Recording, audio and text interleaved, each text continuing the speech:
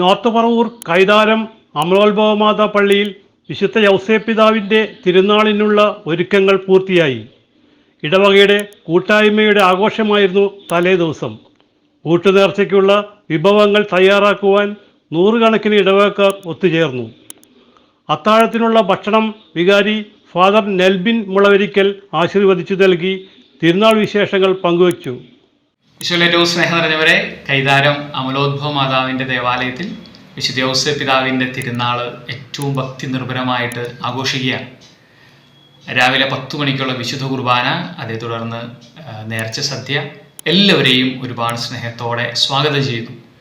തിരുക്കർമ്മങ്ങളിൽ പങ്കുചേരാൻ, ഊട്ടുനേർച്ചയിൽ പങ്കുചേർന്ന് വിശുദ്ധ യൗസേപ്പിതാവിൻ്റെ മധ്യസ്ഥം തേടി അനുഗ്രഹീതരായിട്ട് ഭവനങ്ങളിലേക്ക് മടങ്ങാനായിട്ട് എല്ലാവരെയും വിശുദ്ധ യൗസേപ്പിതാവിൻ്റെ മാധ്യസ്ഥത്തിൽ സമർപ്പിക്കുന്നു. യൗസേപ്പിതാവിൻ്റെ അനുഗ്രഹവും മാധ്യസ്ഥവും എല്ലാവർക്കും ഉണ്ടാകട്ടെ. തിരുനാളിലേക്ക് എല്ലാവർക്കും ഹൃദയപൂർവ്വം സ്വാഗതം.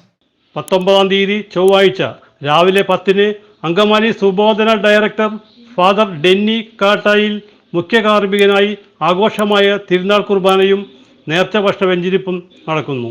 5 വയസ്സിന് താഴെയുള്ള കുഞ്ഞുങ്ങൾക്ക് ചോറൂണും ഭവനങ്ങളിലുള്ള രോഗികൾക്ക് ഭക്ഷണം നൽകുകയും ചെയ്യുന്നു.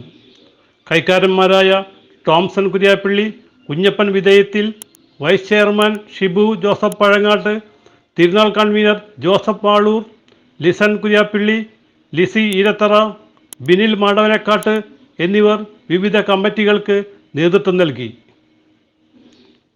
CJ Joy, city voice news bureau, north Paravur.